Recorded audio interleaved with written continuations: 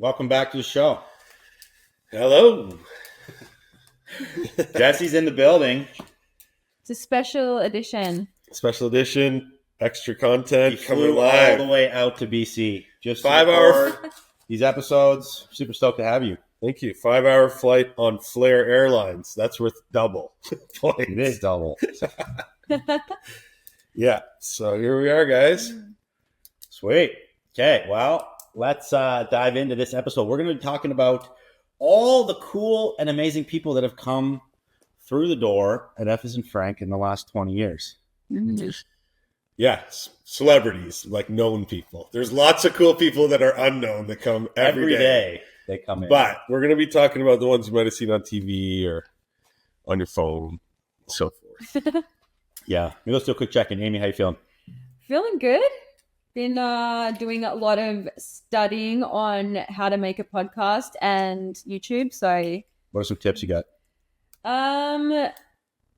okay, so a big tip that they gave me was about the package of your of your YouTube, like the title, the thumbnail, answering questions that people want to ask, which I don't know if we're really answering any questions in this episode. Yeah, so I don't know. But also another good one. We need a hook title for this one. What's it going to be? Oh, fuck. I don't know. That's something we'll think of later. Yeah, well, we really wanted to do this one because I thought it's fun to reminisce. It's fun to look back and see all the shit that we've done. But it's also like, I don't know, that's it. It's fun to reminisce. So we're reminiscing. Yeah, It is. We're going down memory lane here. We're bringing Amy along for the trip. Just before my time. Some of this is even before Drew's in my time, actually, together. We're going way back. Yeah, okay, well, let's kick it back to the beginning. So before we were actually together, we had our own vintage companies. Yeah. You were operating in Toronto, I was operating in Vancouver. Yeah. Picking at the rad yards. This was before F as in Frank. Drew was doing eBay and some wholesale, and I was doing eBay and wholesale independently. Yeah, you were operating out of Grandma's basement. Jesse lived in Grandma's house. When my grandma moved out of her home to live with my mom and dad, our mom and dad, they didn't want to sell the house, so I moved in with my girlfriend at the time and lived there and worked out of the basement. Okay, so who So my first real... I feel like a lot of people probably can relate to the basement or the garage or the bedroom. or the bedroom. Mm-hmm. Everyone starts somewhere. Yeah, that's cool. You were lucky you had a basement because that basement was fucking dope. Basement was dope. It already came kitted out. It had like funky blacklight posters in there, this weird throne toilet. Yeah, that's what I was going to say. You got to talk about the throne toilet. Because it was in the basement and it was an old home, it was... there was a... She or the previous owner had put a washroom in the basement, but because it was so low, they had to put the toilet higher than the floor. So it was like you had to take 2 steps up to sit on like this throne with this wild blacklight poster behind you of like this Wraith Knight Rider guy. Like It like a fucking it was like a fantasy. Horse? It was like a black horse with this like kind of half naked barbarian guy on it. It was freaky, man. It was weird. Cool. It's a weird place to take it down. Yeah, and I'm pretty sure like the story goes that like that blacklight poster was left over from like a party our mom had at her or something like in the 70s. Judy. Yeah, Judy had at the house, or like there was a party that was just left over from, and they left it there. Our parents used to party when we were kids. Like our parents would have fucking ragers at the house. Like Halloween parties would go off. You know when it was starting to hit when they would bust out the mic. I could see. And this is before karaoke machine. Judy seems like I couldn't see her partying like that. She used to sing on the mic. My dad would also bust out the trombone. That was fucked up because he couldn't even play a note. But somehow he'd bust out the trombone. Judy's got a wild side. Yeah, they would have big parties. All the parents in town would be there. They were wild. Yeah, like parties. we were like 8, 10, 12 at this era, and they would have these parties, and all the parents' kids would come, so we'd all be hanging out like in the basement, and everyone just be raging upstairs. Bring it back for your dad's 80th. Yeah. We need to be knocked out early though. Okay, let's dive in. So, who are some of the people that frequented the basement? So had Drake there a couple times. Before he was like famous. Before he was big famous, yeah. This So is what, in his what years early is this? career. What year is this? This is like probably 2000. I want to say like 2000, somewhere between 2005 and 2007, maybe 2006, 2007 ish. I feel like it was earlier than that, but I don't know. It's hard. It's really hard to remember. But yeah, okay. I knew his manager Oliver El Khatib, who might not. He was his manager and best buddy at the time, who currently is still like partners with him. He runs OVO Sound. He runs OVO, like the clothing brand, and is definitely like deeply involved in his business affairs. But I knew Oliver because he managed like lounge and was like kind of like deeply rooted in the streetwear scene and the sneaker scene in Toronto. And so I was like hoarding, collecting vintage polo at the time. And so Oliver brought Drake over a couple times to buy vintage polo. What did he buy? Do you remember? Yeah, I remember he bought a Suicide ski jacket one time. He actually bought a Jordan, Nike Michael Jordan jacket. Like it was like a Jordan 5 or 6 jacket or something with teal arms, if I remember correctly, that I had bought off Johnny Gill. Who's that? Who's a famous R&B singer. I bought a bunch of stuff off Johnny Gill on eBay, randomly enough. And that was one of the things. And then I ended up selling it to Drake, who ended up giving it to Juice. Remember Juice in Toronto? So I think Juice still has that coat. But yeah, it was pretty wild. I remember the one time I was like, yeah, you want to smoke weed? And he was like, no. And I was like, all right, well, I'll go smoke weed by myself. And I remember he came one time in his, because they would come separately, I think, maybe, and meet there, or maybe not. Hard to remember. It's the weed. And he came in a small little Lexus convertible, which Drake fans out there, you'd probably know better than me, but pretty sure he references his uncle's Lexus convertible in an early song that was a big song, and that was the car that he came Parked in grandma's driveway. Parked in my grandma's driveway. Sick. In a funky, weird bungalow. Not weird, but old, rickety bungalow on Finch Avenue between Bathurst and Yonge. Sounds very underground. It was very underground.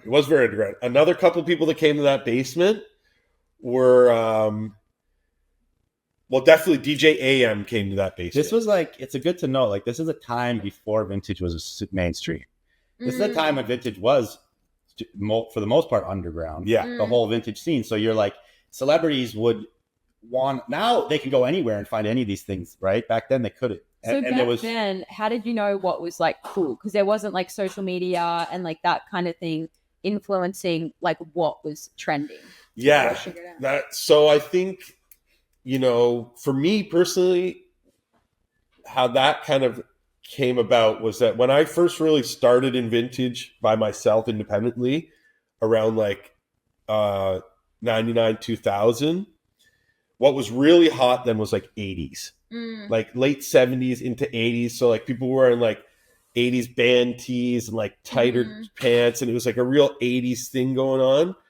And, prior to that, I remember working with my dad, as we both probably do. And he was selling like a lot of 70s prior to that, and 60s. So yeah, like it's crazy to think in that era, we probably passed on so much 90s heat. Yeah. It's worth like thousands now. Yeah. So, but I think, I had the foresight at that time to know that what was going to be next was 90s. Yeah. Because not only because I had seen the trends and like kind of figured out that 20-year cycle. Yeah. But also that was the era that I grew up in. So I was a teen in the 90s and I was like, I remember getting my first starter jacket. I remember getting like snapback hats and the sports stuff and the rave gear and the skate gear and all that shit. So prior to it becoming big and prior to like the real advent of social media, it was like, that's next. And I was seeing it in the rag. So I was like, I'm going to start buying it. Yeah, that's it. So then started it hoarding. wasn't like majorly popular at that point. No. But it was like a niche market within the already niche vintage market. It's a sub niche market for like the 90s, like urban sports kind of stuff. And it's because you knew from childhood, but also it's all the stuff that, like, if you look back through those References. pop culture at that point, you see it all, right?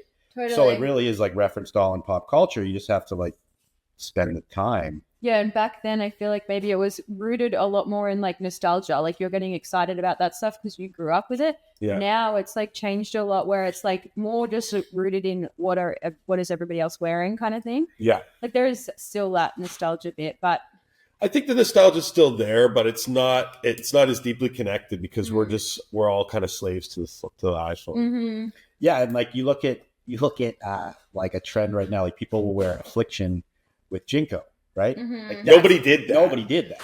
Yeah, that's not nostalgic at all. With those two people who wore those two things, We're would have so been total different. enemies. They would have been total enemies. You know, so true. So it's It would have been the very Affliction guys like beating up the Jinkos like Raver Skater, yeah, and then going like, "I'm gonna get my fucking older brother and come kill you." Yeah, like So the skaters true. like waxing the curb outside the gym, where the Affliction guys like fucking lifting weights. Yeah, yeah, totally. So So that's an interesting point, because then you kind of see where the lay person like isn't really connecting the dots. It's just randomly grabbing things. yeah, And it's harder mashing to it up. predict now. Yeah, it is. It is harder to predict because like now you think like, okay, I kind of remember Affliction and like Ed Hart. Well, I do remember it. Ed Hardy, Odigie, all that stuff. Affliction. You know, I obviously remember Jinkos and all the rave gear and like, you know, the trip wear and stuff like that, the gothy stuff. But then you kind of think, well, what was after that? You know, it's interesting because like now we are picking American Eagle, like older American Eagle, older Abercrombie and Fitch, which is like when I think back, I'm like, that was like, is that next? Like it's kind of Yeah, but weird. like when you look at the youth that grew up through that was like the mall generation. Yeah, The normcore mall generation, where they're getting influenced by that crazy like sex marketing at the time. Yeah. And like that is a fucking time. oh, That's big a time. very big time in fashion, and like millions of kids across America were fucking Abercrombie kids. Yeah, So they're going to be nostalgic as hell for that. no, I know. Yeah, I remember I had this one Abercrombie hoodie. I wore it to Like dad. a moose head on I need or it something. back. Yeah, with a canoe on it. The shirtless That's guy gonna canoeing on it. But yeah, so sorry, we're weaving here. That's so we're good. gonna weave That's back. a good segue. So yeah, so Drake came through the basement.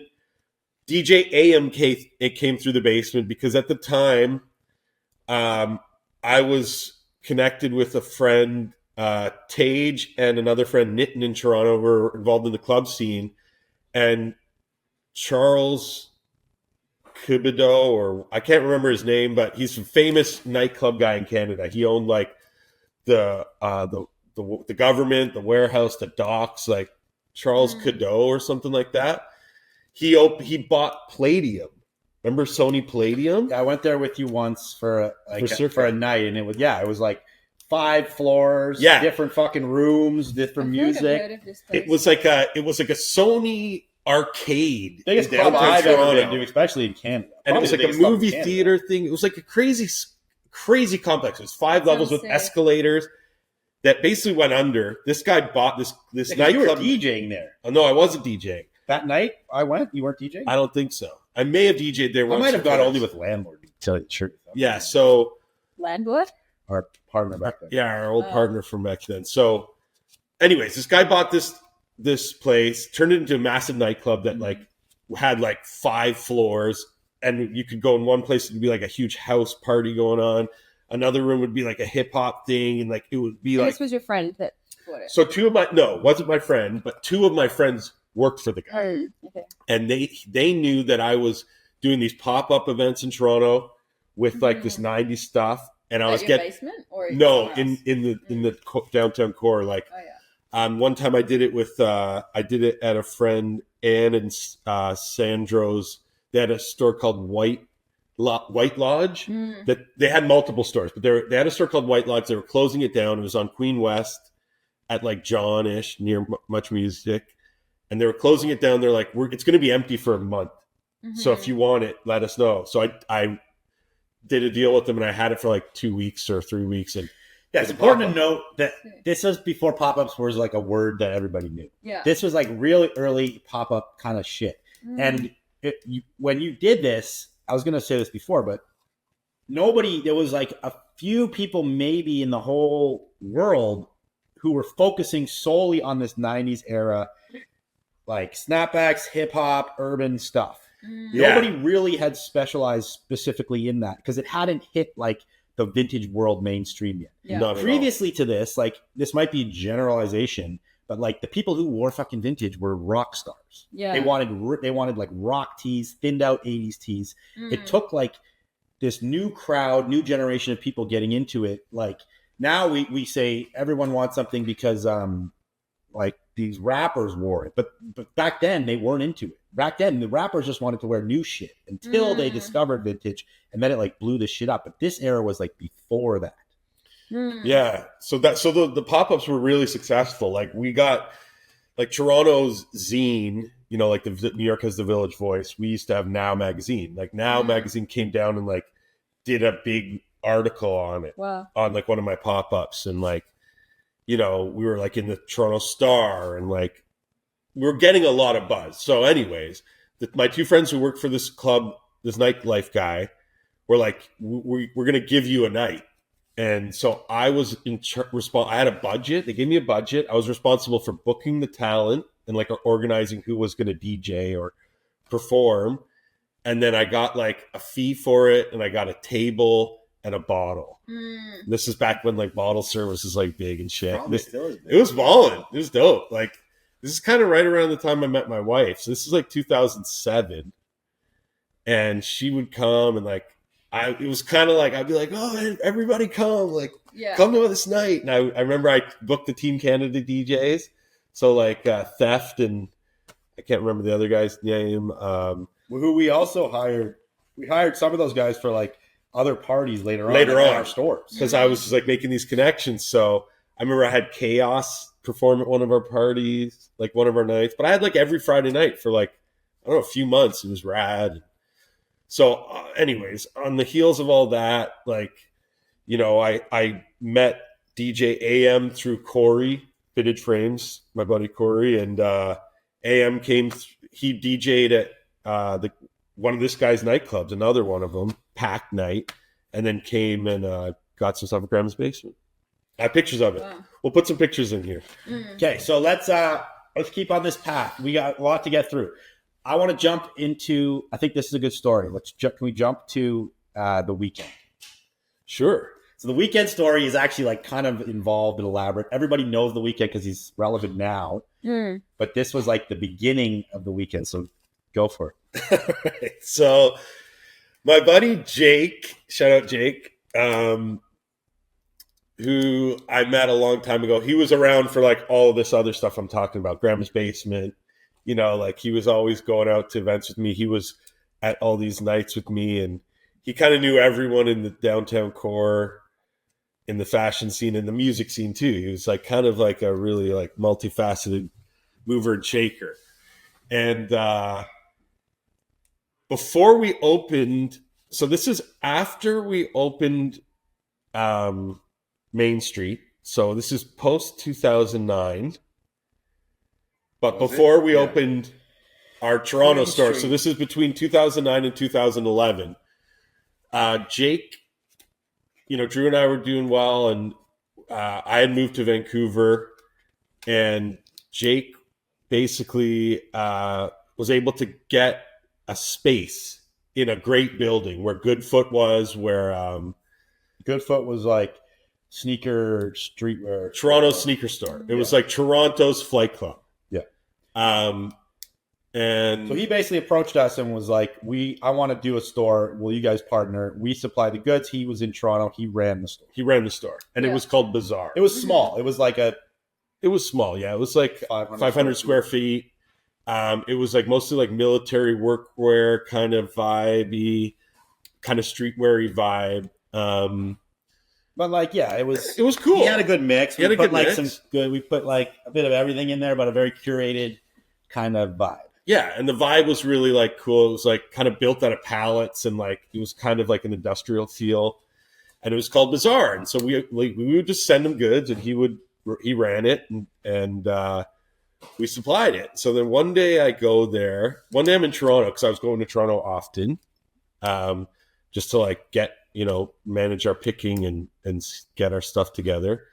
And I go downtown, I go into the Bazaar store, and there's this young kid on the computer, like at the till, and Jake's nowhere to be seen. And he's just sitting there, and I walk in, and he doesn't even say hi to me. And I'm like, what the fuck is going on? I'm like, who is this guy? Customer service. What kind of customer service is You would have flipped. Yeah. So I kind of at the time was like, what's going on? So like, I remember I called Jake and I was like, yo, I'm here at the store. Like, who's this dude here?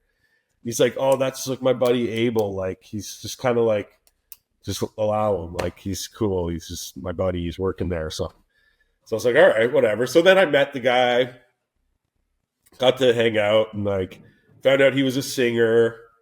And I guess he was like, it was like him, this other guy, Lamar. God, I can't remember all their names now, man. There was like a group of guys. They were really hip and like fashionable. Remember they all like would wear like black combat boots and like camo and like big puffy black jackets and shit. And they're always around the store because Jake was that guy. And Jake had like found these guys downtown, and they were like clicked up. And so Abel was the Weeknd. Okay. So that was the Weeknd, and that was the first time I met him. And so then, over the next, like the course of the next year, Jake kind of managed them, facilitated putting out the first 3 mixtapes, which was produced by Drake. Like he introduced. No, they weren't produced by Drake. Okay. Drake didn't produce, I don't think, any of his stuff. I don't know. Wasn't there like an introduction to those? Well, guys? there was, yeah. And there was like dinners, and that Jake was involved in some of those, and yeah, there was definitely some synergy there. But the producer of the 3 mixtapes was this guy, Doc McKinney, in Toronto, who Jake knew also. Jake kind of facilitated all of that because he knew all these people. Yeah. And then I remember by the end of Bazaar, like the Weeknd was like starting to really hit. And it was like, wow, we're with the Weeknd. Holy shit. Like, like anywhere we would go would be like a wild thing. Like, so that's the Weeknd. Yeah. And like Jake, who ran the store, ended up managing the Weeknd for like for a period of time, like 5 years. For the beginning period of time, like until he got like big enough where they were like touring the world, like traveling everywhere. Well, I guess, but that was kind of potentially the end of it because anyway, I don't know. Won't get deep into that story. But yeah, when Bazaar ended, Jake had found himself like managing the Weeknd. Huge. So would he still know who you are? The Weeknd? Yeah, he would. He would know. Abel, you know. You fucking know. I got pictures with you, bro. We used to hang out upstairs at F and Frank's store. Like that's where he fucking. Oh, he would remember. We used to hang out at F and Frank's store. Like at the end, Jake brought on this other guy, Cash, to help manage him. Yeah. And then back into the store. Yeah. Well, I think now it's like you have to call like 5 different managers. I don't have his number. I have Riff Raff's number though. Yeah. To that. So yeah, he would come to, because then when we opened the store on Queen Street, which was the F as in Frank in Toronto, there was lots of parties that he would just come to with like an entourage of dudes. Yeah, we'd be fucking partying all night with these guys. Yeah, because before we opened the upstairs to retail, it was just an empty space. We had like futons in there because when we built the store, Drew and I lived in it for like a month. So it was a 2-story store? And the basement. Yeah. Oh, wow, that sounds sick. So eventually the basement, main floor, and the second story. All the floors together. Do you remember the square footage of that place? I don't know. It was a lot. It was a lot. It had to be like 4,000. Whoa. Yeah. I don't know why. I always thought it was really small or something. Like a gas town vibe.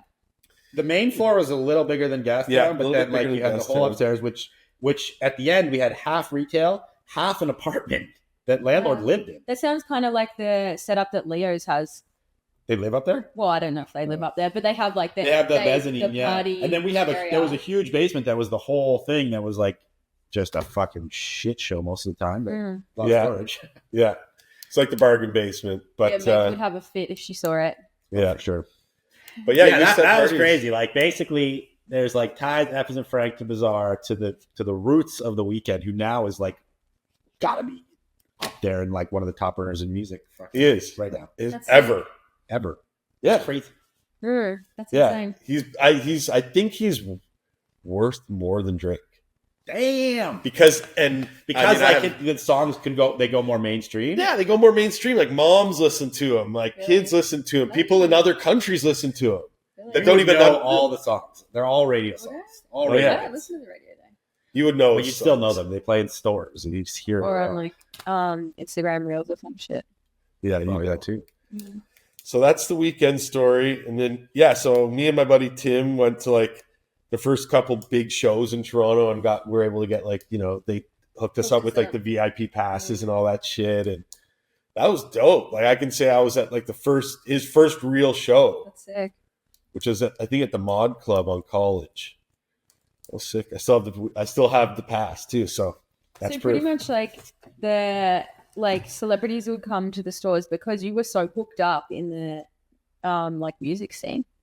That was part of it, but also partly because like we had cool shit. We had really cool shit.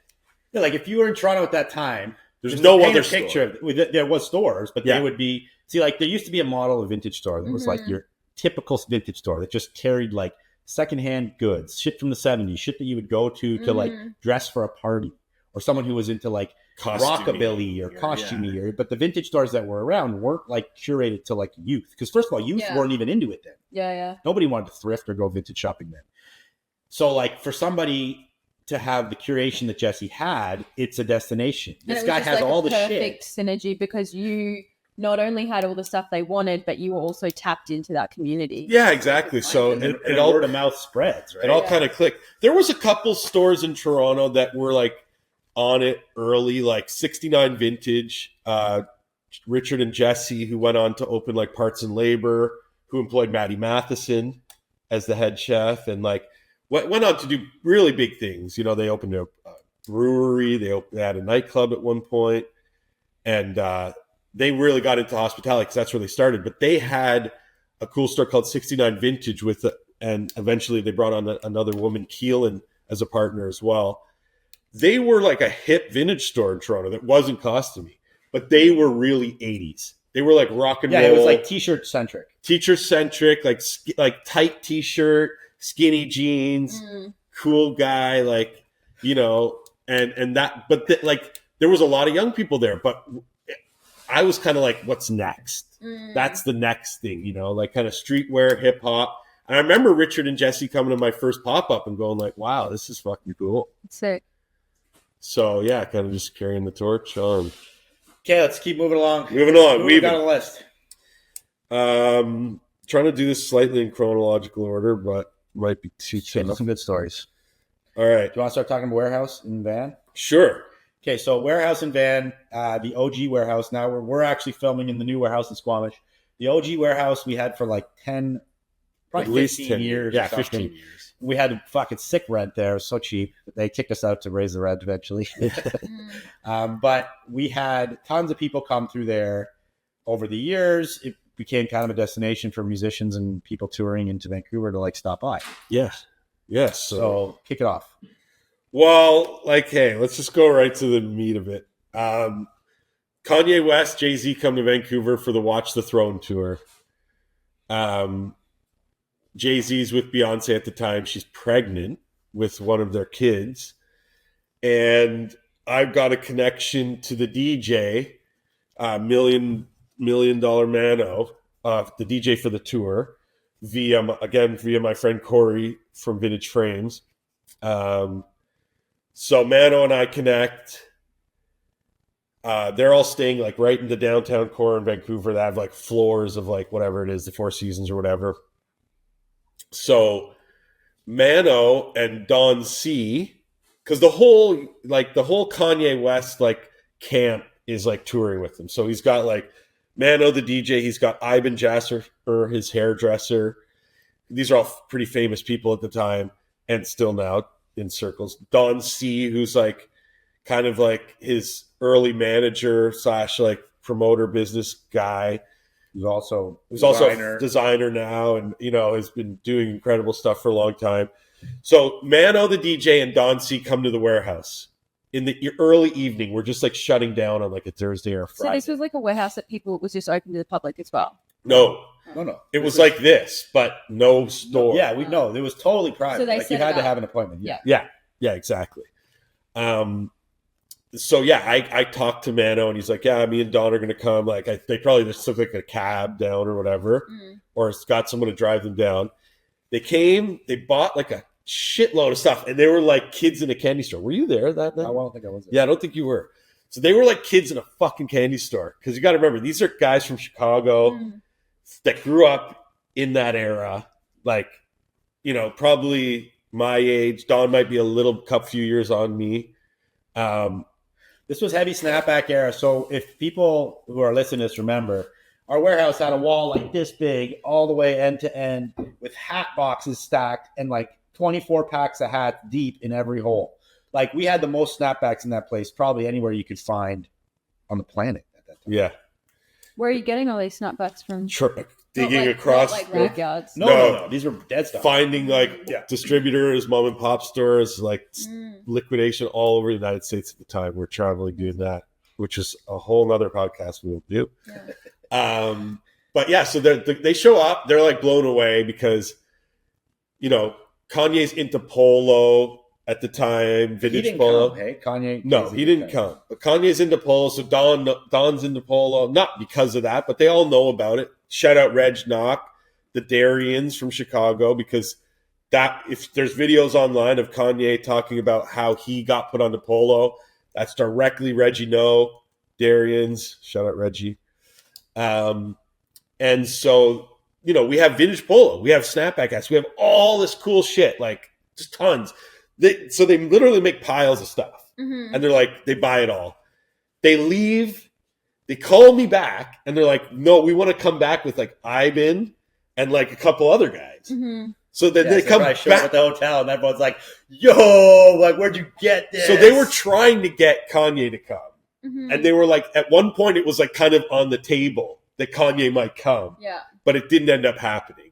But they came back with Ivan and like more crew, and ended up buying like a whole bunch more shit. 2 visits in one night.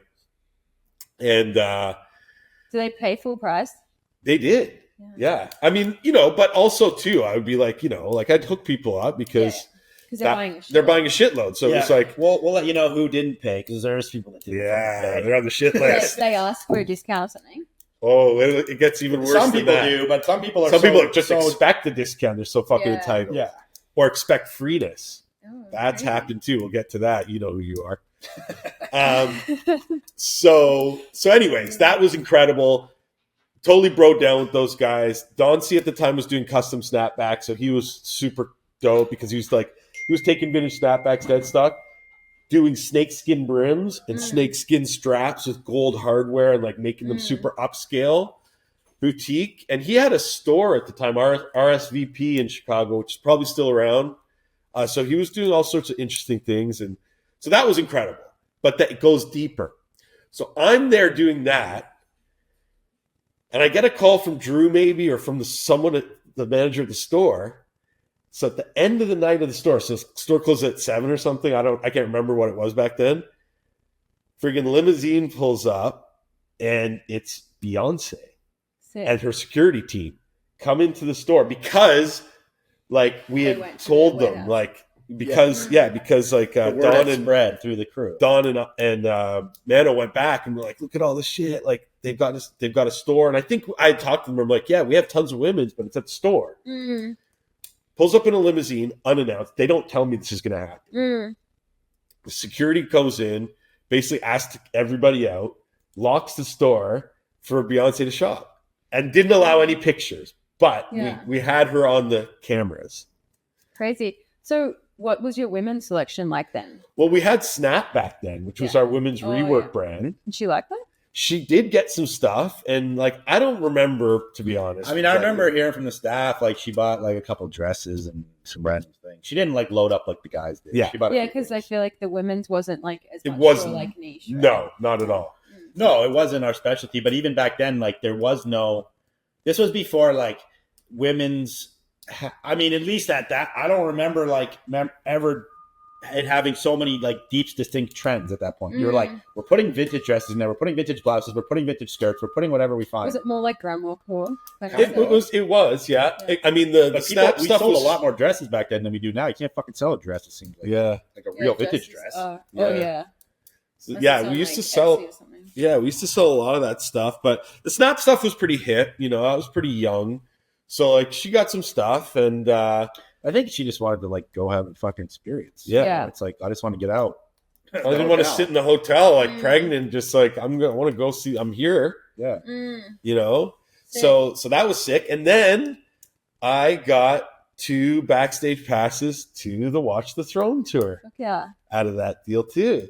Which I still have my passes. I brought my wife, and we stayed till the very end, and you know, got to chat with Mano after the show, and it was fucking sick. That's really cool. So I have like some business questions. Like with all this stuff that you have, like how are you affording all this stuff? Like you just moving that much stuff in the store that then you can go and buy all this? Like how do you have these like hordes of this crazy hype shit? It was all for sale. It was all like. Yeah, it wasn't just there for them. It wasn't a collection. Just more plentiful then, or something? Well, yeah, it was because I feel like we would never. We don't have that stuff now. We Yeah. do, but not. No, like there's nobody probably out there now who has like as many starter jackets as we had then. Yeah, I would say. Because you got to understand too, this is early days. So like, yeah, there was some guys on it early. You know, the 2 that come to mind are like Kirk from For All to Envy and Brian at Procel. Those were 2 guys that were on it very early like us. Like we were probably competing against each other at that time and also working together at times but too. I guess it was like a lot less competition then. There was probably like 5 websites that were like big in snapbacks at that point. But this was also before like many vintage websites even existed on the internet. Like there wasn't like you could go to eBay, but like this might even be before fucking Etsy was a thing or before like definitely way before Depop, definitely before all these other fucking things. Sure. No Grail. No. It was like so that whole wall of like hats I was describing, like they were all available on the website. So they were selling every day. Yeah. But we just like would continually buy and we also wholesaled them. We would sell 12 packs of hats to stores and we fucking would sell like sometimes like 10, 15, 12 packs a day. Cash flow was great. Like that was it wasn't like amazing. There was times we were like hurting, but there was times we weren't. Yeah. But deals were like plentiful too. Like, you know, like we were finding warehouses full of snapbacks for $3 a piece. Wow. And able to sell them for $40 American on our website, you know, and sometimes $100. Sometimes $100. Yeah. Now, interesting enough, some of the snapbacks that we were selling for $50-$60 an hour were $600, but that's all part of the game. Yeah, that's cool.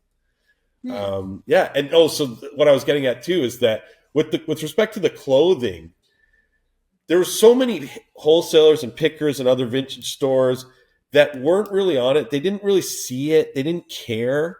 They didn't see the vision that we were back then able to go like, we'll buy every starter jacket you can pick.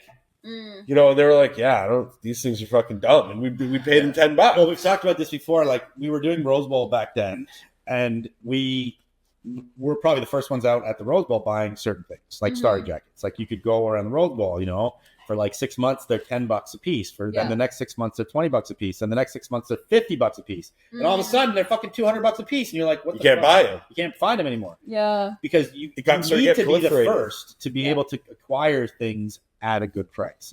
That's where like trend forecasting is, if you could do it effectively, you're in the money all the time. Because you can buy it like 5 years out, 4 years out for nothing. Yeah. It's a tricky thing. But yeah, like, you know, at the Rose Bowl, I remember going to guys, like there's all these Mexican dudes there. Because the internet and Instagram. Yeah. The internet's a double-edged sword. It was great for revenue and promotion and marketing, but it was also the number one source of knowledge for all these kids. And the dealers. So, like, you know, you go buy something, they're like, oh, nobody's ever bought this before. I don't give a shit about it. But now the internet's just like, everyone just looks it all up. And you're like, I see this selling for this. I see this selling for that. So this was pre that, and you could just get it. Yeah, like Google Lens, you can just like hold your thing and it'll go like, here's 50 of these online for sale. And you're like, oh, wow. Okay, I don't know what this is. I don't need to know what it is. All I need to know is the price range is $40 to $80.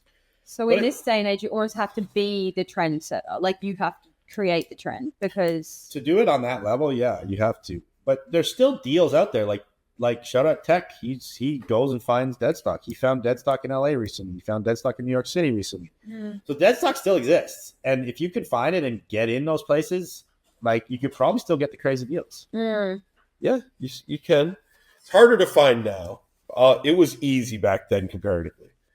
Yeah. It was real Wild West. Like we could just rock up to a city. I remember going to cities like just cold and just like driving around. And like finding a place. And the guy's like, oh yeah, I've got all this old shit. And you're like, what the hell? Like, right. So what would you say, what makes a store a celebrity magnet? Now I think it's different than then, maybe slightly. But I think there's some certain key factors that still reign true. Like obviously like image and brand, right? Like it's unlikely a celebrity's going to just go to a store that has no known brand or image, right? Yeah. And then like selection, curation. I think It's also exclusivity. Yeah. You know, going to a warehouse that nobody gets to go to is exclusive, right? Yeah. But going to a store that is open every day is not very exclusive. So how come? Because you guys got a lot of other people come into the regular store, right? Yeah, and a lot of them were just like happenstance. Like say Green Day just walks in one day because they're on tour. Yeah. Maybe they went to 10 vintage stores that day. I don't know. You know, they just randomly walked in or yeah, like Amber Rose was like just I think someone told her about our storage But kit. I think back then it's like that. Back then it's exclusivity. There was like literally 10 to 20 people on social media who did what we did. Now it's fucking thousands. Tens of So thousands. there is no exclusivity within this business anymore. Unless you were like, I have the fucking warehouse of like the holy grails of all grails. Yeah, which is what most kids now are trying. Like now, all the t-shirt kids, that's what they're all trying to do, right? They're like, all my t-shirts are like over $1,000 retail. They're all like the best t-shirts, but it's like it's fucking it's so it's so watered down. It's so watered down. I don't. It's so rare that I get excited to see a t-shirt anymore. Yeah, like so rare. So you got to get out of the t-shirts because that's mainstream now. Yeah, but then what's not mainstream? Right. Designing your own stuff, reworking and stuff. Yeah, Yeah, like someone like gallery department, right? Celebrities want to wear gallery department. You have to have an appointment to get to that goddamn store, which I think is so annoying. They sell out. It's $3,000 pants. Yeah. You know what I mean? And they're like, you know, if you sew, you could make those pants in like a half an hour. Really crazy. I've never seen them. Oh, you Need to check it out. you probably It's called have. gallery work. gallery departments. Yeah, I think it's a different game now. It's definitely a different game. Yeah, it is interesting. Like, who would you think are the stores that like celebrities? Purcell probably gets celebrities Yeah, through here. I bet you he's buzzer for sure. Yeah, he is a buzzer. He's got a buzzer. Definitely set the buzzer up on Gastown then. We're doing it. Tell Ryan. Jade that. Jade. Yeah, we're doing it because of crackheads. But yeah, Yeah. the buzzer's coming. Brian Purcell probably gets, like, I'm sure stylists, I think a lot of it's Yeah. through stylists. That's another okay. thing that was like very key in those early days too, was like getting to know some stylists. And I think partly that like you can't ignore, like Jesse said a bit, it's like curation, but that curation only comes with like the right eye. Like Purcell, I will say, shout out Purcell. It's like he has this interesting curation because he has this interesting eye that like he'll be so discerning on certain things. Like something that you'd be like, Purcell would love this. He might be like, find something that he doesn't like about it because it's like he's so discerning on like what he wants to put in that store. Yeah. And like it's almost annoying to a level, but you're like, it works for him because like then people get it. Totally. And I guess that's like, the people that are head of all these different designer brands and whatever, like the creative directors and all that kind of thing, that's like, they're like monetizing their like brain, essentially, the creativity. in their brain. Absolutely. And like the same as like, the Vogue, what's her name? Anna Wintour, all those kind of people in that industry. It's like their like creative perception of things is what's the value. Yeah. So you kind of need to have that. Exactly. Somebody that has that and get them to work for you. Exactly. Another guy who's done really well at that, I think, is Justin J Surplus, what's Varsity in Los Angeles. You know, he's kind of become very well known in LA. Yeah, for having that. And people have recently said that, like, favorite vintage store in LA is Varsity. Yeah, I feel like he's kind of. I don't think he's copying in any way, but he's kind of. There's a lot of parallels between like what Procel is doing in New York and like kind of what Justin's doing in Varsity in LA. But when it comes to that curation, it really is like you can't almost copy. No, it's because personal. It comes straight from your brain. It comes from your own creativity. And they are different stores. I'm not saying they're similar. They're similar in the way that they have a unique curation. Yeah. They're not similar in the curation. Yeah. You know, his Justin's store is very LA. You know, it's a little bit more like, you know, there's more workwear, military, more true vintage in there, like more worn items where I think, you know, Procel is more curated and a little bit more like high fashion. But they're both doing what they're doing very well. So it kind of says something to, you know, like that book, what's it called? Blue Ocean or something, or Red Ocean? Blue Ocean. And it's like this market is so saturated, but you've got to try and find an outside niche in that market that can't be replicated. So they've created the Blue Ocean for themselves within a market that is somewhat like saturated and quite competitive. Yeah. Yeah, totally. People can try to imitate it, but they'll fail because they don't have the insight in that person's brain. Yeah, and it's like a many legs to that animal. You know, it's like you could have the best curation in the world, and if you don't have the access to the goods, doesn't matter. If you could have the best curation in the world and access to the goods and not know anyone and not have that network, and you're not going to get seen. So many different moving parts of that success. So it's like, so like Brian knows tons of people. I'm just using that as an example. Has been deeply rooted in New York fashion for a very long time and vintage for a very long time. Knows tons of brands and designer and people in the industry. That network is huge. You know, his curation is on point. His store has been there for so long. So it needs a lot of different things to work. Yeah, it's that theory too that you put a candle in the white room and it's like worth $100. You put it in a garage and it's 25 cents. Like you could easily go into our store and find Procel pieces. Yeah. But they're not Procel prices because they're in our store.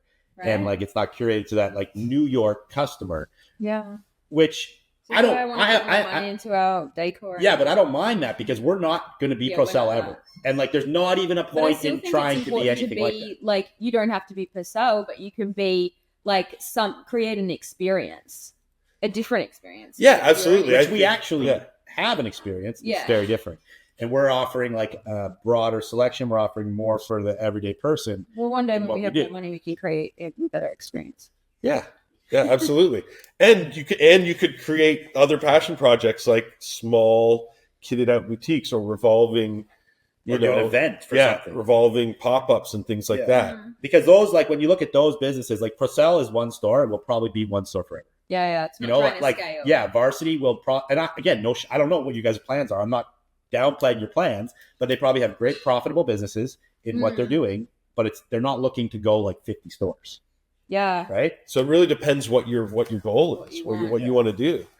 Yeah, which I think is something that we're going to be talking about later in our meeting is like, what do we want this business to be? And I think for anybody listening, that's a really important question to ask yourself. What do you want to be? Because that's going to, govern the direction of like all the decisions that you make within your business. Yeah. Totally. Yeah. So quick segue. If you guys... Everyone listening is probably in the vintage business. This is a vintage business podcast. We want to know what celebrities came to your stores or your pop-up or have you sold to ever. Put it down in the comments. This is a full clout acceptable comment section. Full clout. Get your clout. Comment down below. So should we run through some more? Yeah, so we're going to run through some quick ones that we're like, we don't need to go deep into. And then we're going to end with the Mac Miller, because everyone loves to talk about. We love to talk about that one. I wasn't even there, but that's a great one. We'll run through a bunch quicker. Yeah, because we've gone deep into a bunch. Yeah.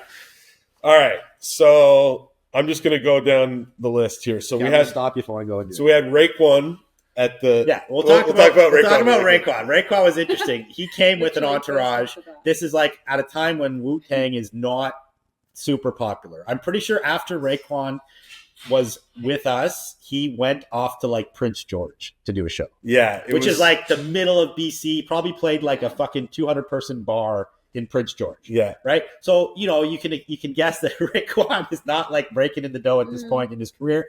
Obviously, like shout out Wu-Tang. These are like 20-year anniversary tours, like trying to scrounge up like alimony money or some shit.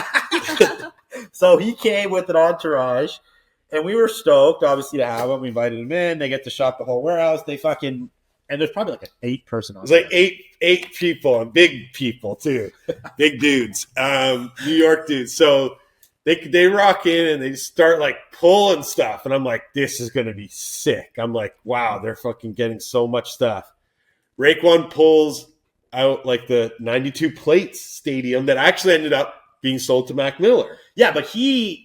was the one who wore it in something, or he pulled out a piece that he wore in a music video or something, and was like, I should get this because the Snow Beach. Yeah, the Snow Beach. Yeah, he pulled out the Snow Beach, but he put the plate. He had the 92 Plates pull over in his pile, and like they all had big piles, and I was like, this is gonna be a big cash out day. And so it kind of comes to they're like kind of like looking like they're kind of done looking, and they're like, all right, well, yo, thanks, yo. And they're they're like dapping us up like they're just gonna walk out of the warehouse. They like grab their piles and they're like, yo, big up, man, thanks. Like, appreciate you guys. Like, see you at the show. What? And I was like, what? I was like, no. I'm like, no. This is not free. Yeah. This is for sale. Like, I was like, I'll give you guys like a hat each. And the vibe totally changed. Yeah. It went from like being like a $5,000 like payday to like a few $100, and we gave them a few hats. A few hats, and they laughed. Hectic. And they were mad. I mean, the vibe was dead. Sure. The vibe was dead. And they were like, "We're gonna promote you." Everyone, because that's the thing. When people want it for free, they're like, "We'll give you a shout out. We'll give you a shout out." Which is like, we love a shout out, but like we also love money. And it doesn't bills. It doesn't translate as well. That's what a lot of these people say is like, they want a vintage Metallica shirt, and they're like, I'll give you a shout-out. And you're like, yeah, but I don't print these shirts.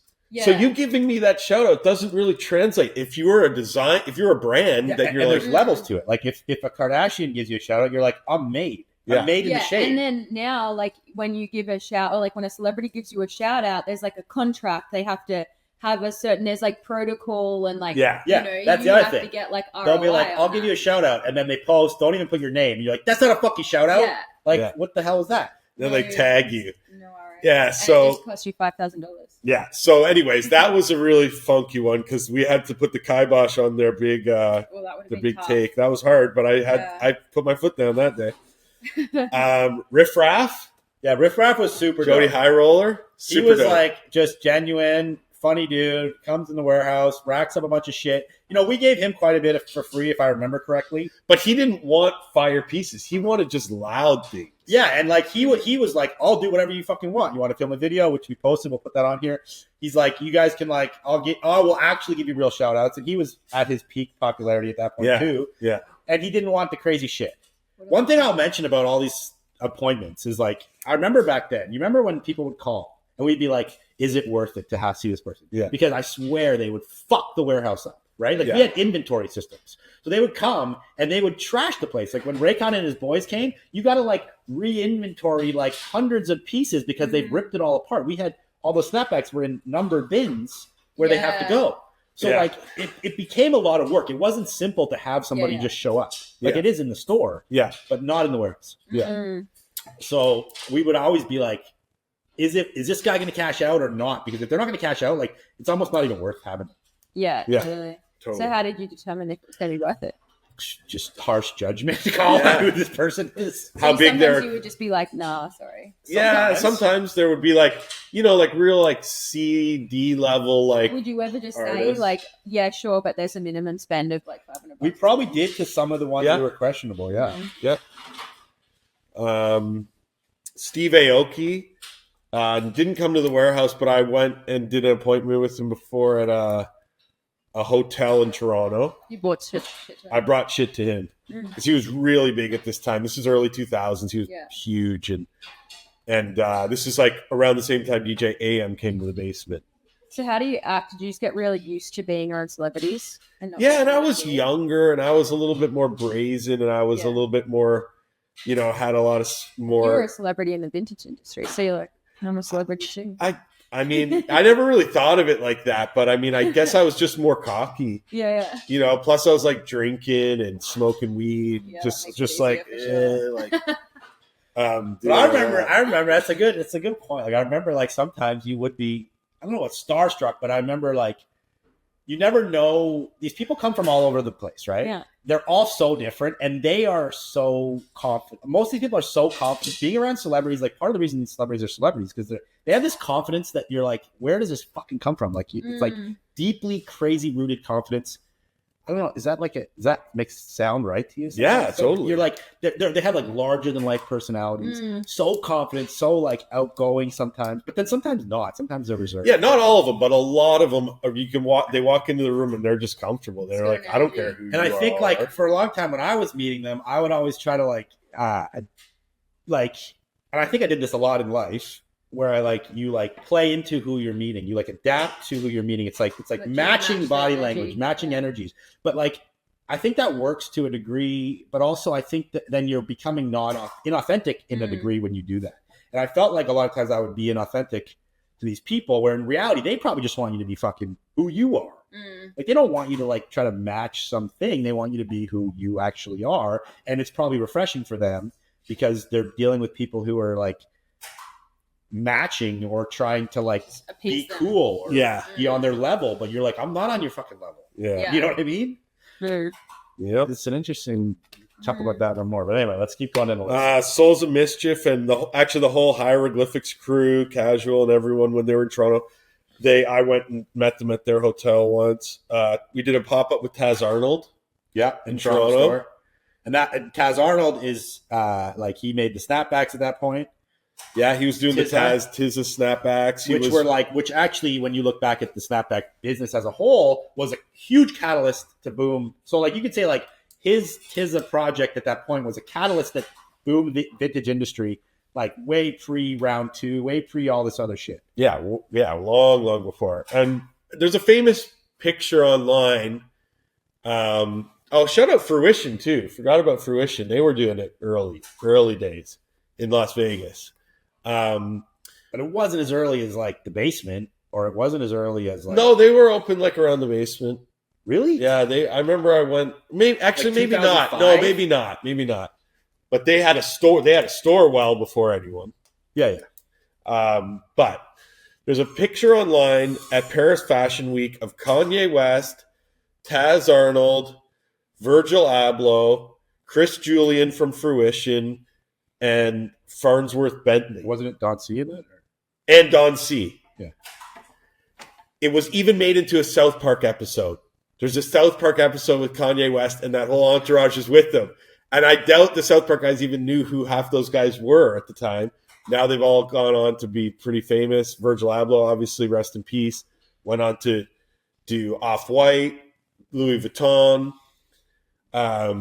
Don C went on to do Don C and incredible collaborations at RSVP Gallery. Farnsworth Bentley is an artist. Chris Julian at Fruition then went on to do other big projects. All these people were doing things, right? And that was... And Taz. Yeah, and Taz, which, again, did a pop-up at our store and was doing the Tizza brand, which, helped boom the vintage business. But that, entourage at Paris Fashion Week, when you listen to interviews from any of those guys, they're like, that was when we said, fuck it, we're going, and we're putting ourselves in the business. We're putting ourselves... In that photo, were they wearing something from the store? Not from our store, but they were wearing, wild style, they were blazers and fucking very, dapper, Louis Vuitton briefcase. Taz Arnold's wearing, an MCM jacket and, skinny, tight, ripped up jeans and cowboy boots, and, it's just, they're all wild, Yeah, it was pretty when you listen to the Virgil stuff, he was like, we went and we just were like, no one's inviting us to these fashion shows. We're going and we're putting ourselves in this. Wow. And well, they just like were like, fuck it, we're going to Paris Fashion Week. We'll see what happens. We're gonna go and we're gonna stunt and we're gonna see what the fuck happens. And obviously, it did something because that picture is like that picture's infamy. I mean, South Park did they've directly done it in South Park episode. Like it'll live in infamy. But now you see, like, I know tons of people that just do that at Paris Fashion Week now. Well, they just like, rock up. They just rock up. Yeah. Like, you know, like the Earthlings, like they've probably been to Paris Fashion Week just rocked up before they did anything at it. You know, like there's like people like, I know like a lot of rappers that are kind of like B, C grade rappers that go out there and wear their Balenciagas and Rick Owens and rock up and do all the pictures at all the nice restaurants during Paris Fashion Week. People do that now. But before that, nobody was doing that. They did it first. They set the bar. Now it's commonplace just to go to Paris Fashion Week and try to stunt. So we did the Weeknd, Drake, Juicy J from 3-6 Mafia. We did when he had We Trippy. Oh, I'm Trippy Main or We Trippy Main. He had a clothing line. Shout out Juicy J. Shout out 3-6 Mafia. Yeah, he DJ'd in the store. So this is an interesting story. So we had him. Juicy J from 3-6 Mafia had his own clothing brand called like We Trippy or something like that. We decided to carry it at the Toronto clothing store because you couldn't get it anywhere in Canada. So that was like, oh, well, we know his manager or something like that. We can get it, and we'll be the only place you can get it. So like, we don't need to do huge numbers in it, but it'll sell and like whatever. So that was cool. So we got it in store, and he was coming to do a show in Toronto, I believe. So we aligned it. So we're like, do an in-store meet and greet. So we set up like a table at the back, and people lined up to get like an autograph. We had like the flyers and like pictures of them. You could get autographed and get a picture with them. And then my buddy Matt Langell, shout out Langell, true Toronto OG, Scotian, managed a lot of big acts and is a true super knowledgeable dude. Langell, I got to DJ for that event. So he's DJing off to the side with his turntables. So Juicy J's done doing the meet and greet. And he's like, yo, let me on the decks. And like kind of shushes Matt off his own decks. And Matt's like, please, like, go. Because Matt is a Juicy J fan. And he just goes off and starts like cutting and scratching and DJing. And we were all like, what the fuck? So that was super wild. And I got a picture of my son, Jordan, who's now 15, who's probably 3 or 4 at the time, with Juicy J. Super epic picture. What else we got? Amber Rose came to the Toronto store. Lonely Island. You want to tell that one? Sure. I don't know who that is. Yeah, you know Andrew Sandberg from Brooklyn Nine-Nine, the actor. He's in like a ton of those movies. You got it. Fuck, what are the movies like? I forget the movies. Lonely Island. It's like a crew of guys or comedians. Anyway, they like were doing like comedy shorts on like YouTube at the time, and they hit us up and they were like, we want to do like this spoof on like 90s streetwear or something, or like sports. Yeah. So they ended up like buying like a ton of like starter jackets, or like we loaned them a ton of starter jackets or something at the time. That was an interesting one. Yeah. They're like all famous comedians that you would have seen in movies for sure. Yeah. Yeah, you just show me a photo. Yeah, we'll put it on this. Action Bronson.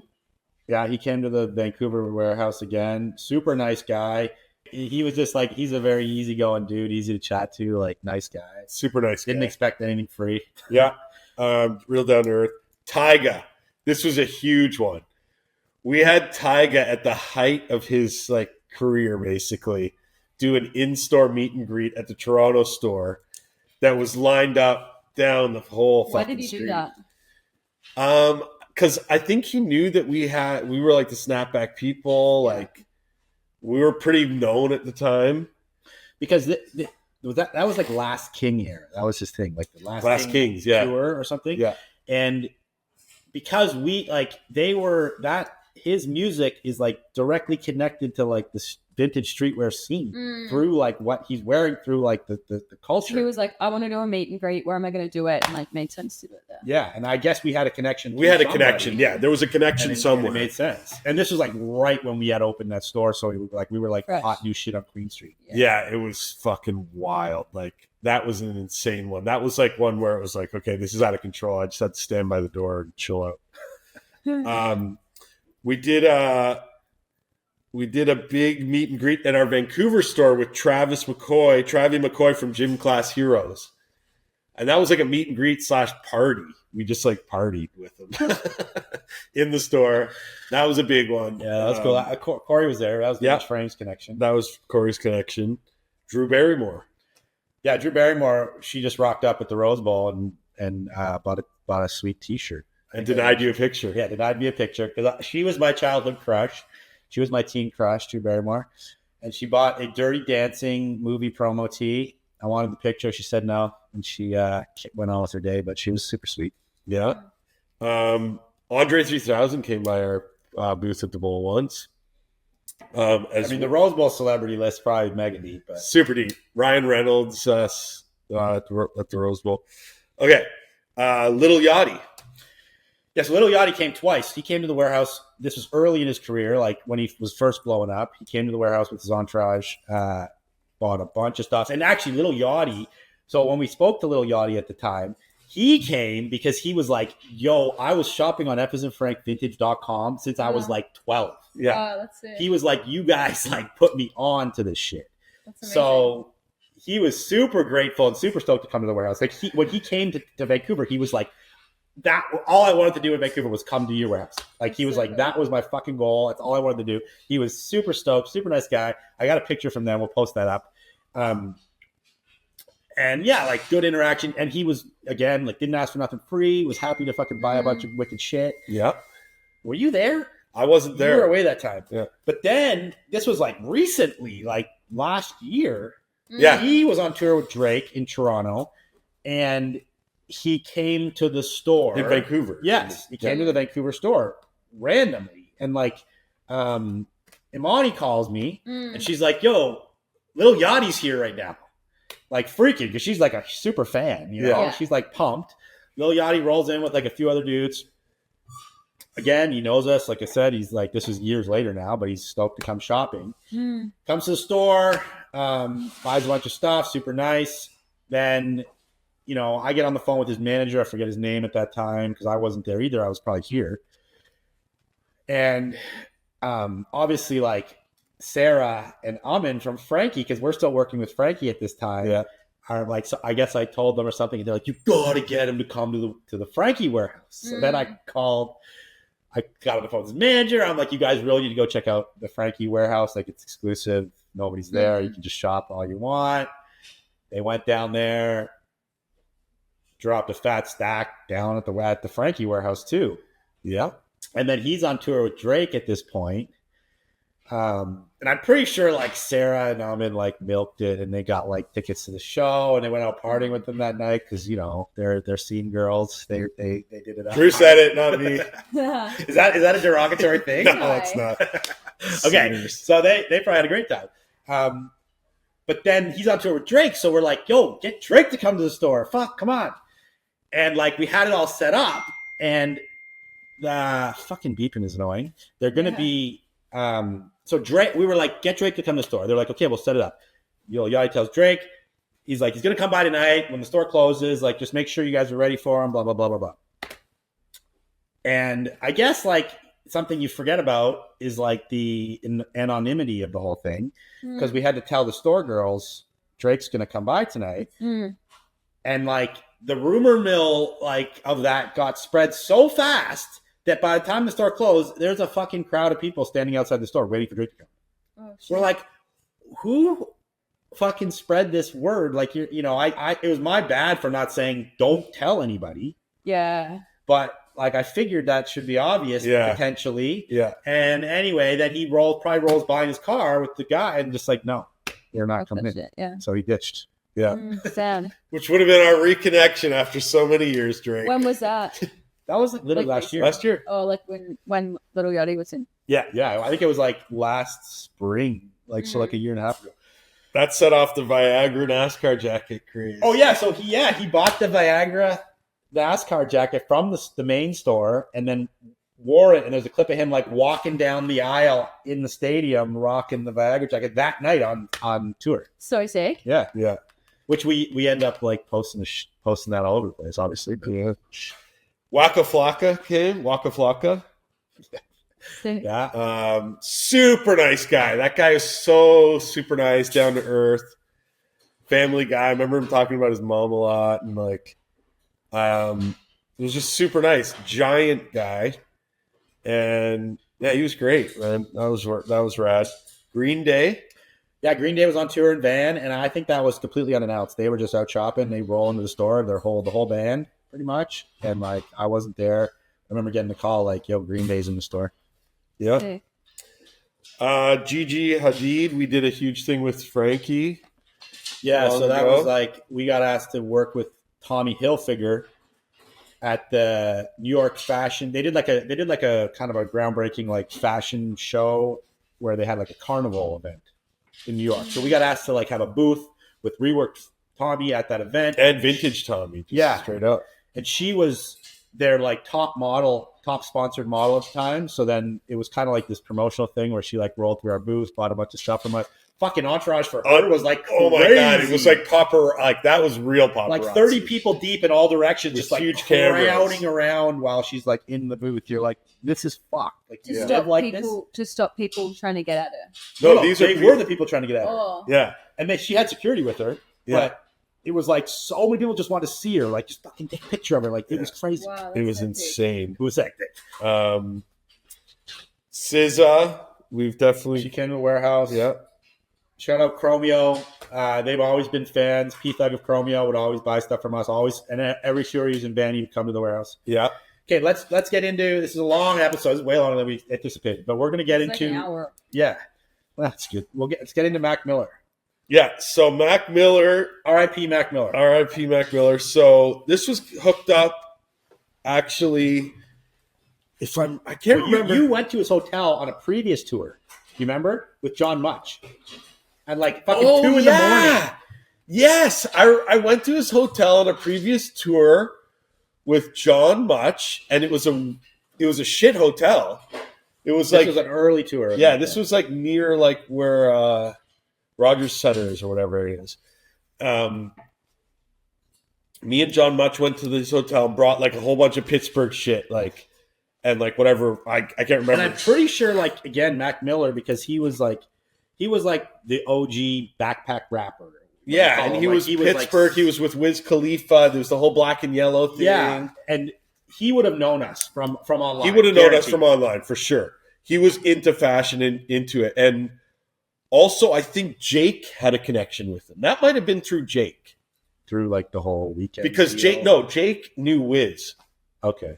Jake knew Wiz very early in Wiz's career, and that was Mac Miller, Wiz Khalifa, the whole thing. So yeah, I can't remember exactly. The first but- connection was like we just really wanted to connect, and I remember he was after the show at his hotel, and you and John Much went and like got like a 12-pack of snapbacks and delivered it to him in the hotel lobby. That's right. And we have video of that. We'll put that on here. But F as in Frank, vintage.com. Bow! These are my hats for the rest of the tour. Yes, that's sick. And I forgot about that. Then the next time, so at this point now, after that, I've like been introduced to his manager, Quentin, super good dude. So Q hits me up and he's like, "Yo, we're gonna be back in Vancouver, or we're back in Vancouver. Want to come to the warehouse?" So they come to the warehouse. Mac and Q, and there might have been some other guys there. I can't remember exactly. But the whole warehouse staff was like super stoked that day, I remember. And Mac tore it up. Like he fucking got so much shit.